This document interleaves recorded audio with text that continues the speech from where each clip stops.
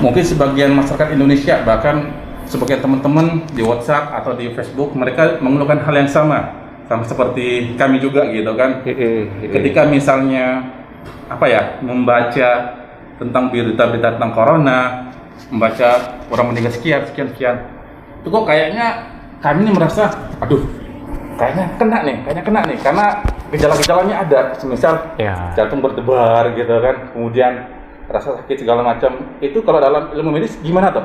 Seperti itu dok? Ya, jadi kita namakan psikosomatis. Jadi psikologi kita mempengaruhi somatis itu badan kita. Badan kita, hormon-hormon kita juga bereaksi. Sama kayak kita lagi di atas panggung kan jadi grogi, sebagainya. Nanti frekuensi napasnya makin cepat, terus detak jantungnya makin cepat. Begitu juga mendengar berita-berita tentang COVID ini dan ternyata sudah sampai di kota kita gitu.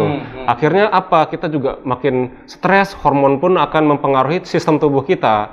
Jadi sama seperti yang tadi, detak jantung meningkat, frekuensi napas meningkat. Awalnya kita biasanya normalnya 16 sampai 20 kali per menit napasnya, ini bisa sampai 24 kali, lebih dari 20 kali per menit. Jadi seperti kayak sesek, padahal pas waktu diperiksa ke dokter normal saja dari pemeriksaan fisik gitu. Gitu ya. Nah, nasihat Antum ini sebagai tenaga medis supaya hal ini enggak terjadi, apakah kita sarankan kepada masyarakat, artinya jangan terlalu membaca berita tentang corona deh. Tapi kalau membaca tentang gitu, mereka nggak ada aware, mereka nggak ada istilahnya, mereka nggak ada kepedulian gitu. Itu bagaimana menyiasatinya? Yang pertama kita harus tahu juga sumber yang valid tentang pemberitaan tentang COVID-19 ini. Jangan asal mencantumkan, mereferensikan dari sumber-sumber yang istilahnya tidak jelas juga siapa pembuat beritanya gitu. Yang sudah jelas mungkin seperti situs web pemerintah, Kementerian Kesehatan, Dinas Kesehatan, ataupun langsung ke WHO-nya sendiri yang lebih tinggi, seperti itu. Gitu ya?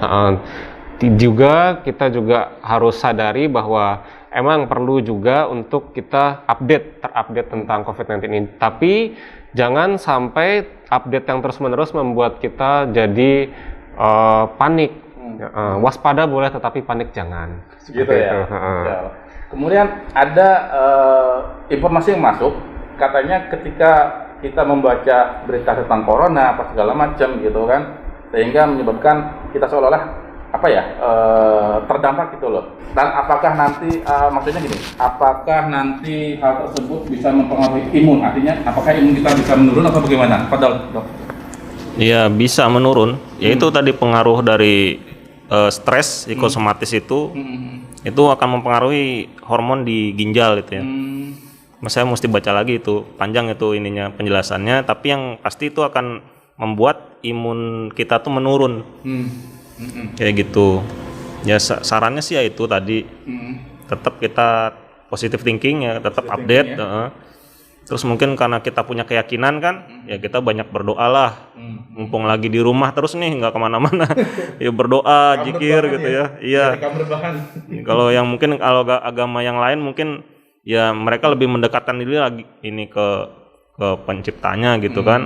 Lebih mawas diri gitu. Banyak berdoa, menjaga kesehatan ya, kita makan makanan yang bergizi, jangan sembarangan kalau makan kayak gitu sih.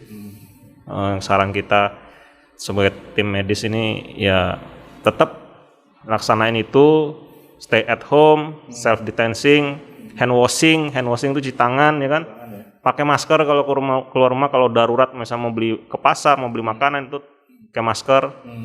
Terus kalau udah balik lagi ganti bajunya kalau bisa gitu. Seperti mandi gitu ya, harus mandi ya? Iya harus mandi, jangan segala macam. Iya ya, ini menjaga kebersihan banget lah pokoknya. Kita perilaku hidup bersih dan sehat lah pokoknya kayak gitu. Iya. Masya Allah. Barakallahu fiik. Barakallah. Ada lagi mungkin yang disampaikan kepada masyarakat supaya mereka aware atau supaya mereka tetap sehat biar nggak terlalu worry terhadap apa yang terjadi saat ini gitu. Padahal mungkin ada nasihatnya. Mungkin untuk masyarakat di sekitar kita jangan menganggap COVID-19 ini juga sebagai musibah dan sebagainya. Kita lihat juga hikmah yang ditimbulkan oleh virus ini. Akhirnya masyarakat lebih menjaga kesehatannya, lebih hidup bersih dan mencuci tangan, lebih aware lagi terhadap lingkungannya dan sebagainya yang sebelumnya pun itu jarang dilakukan. Nah, semoga ini diteruskan dalam kegiatan apapun, walaupun nanti COVID-19 sudah istilahnya pandeminya sudah turun dan sudah tidak ada. Insya Allah semoga kita diberikan kesehatan dan keselamatan. Amin, amin, barakallahu fikum. Syukran Dok atas penjelasannya. Mudah-mudahan masyarakat Indonesia paham dan bisa mengaplikasikan apa yang sudah disampaikan tadi. Barakallahu fikum.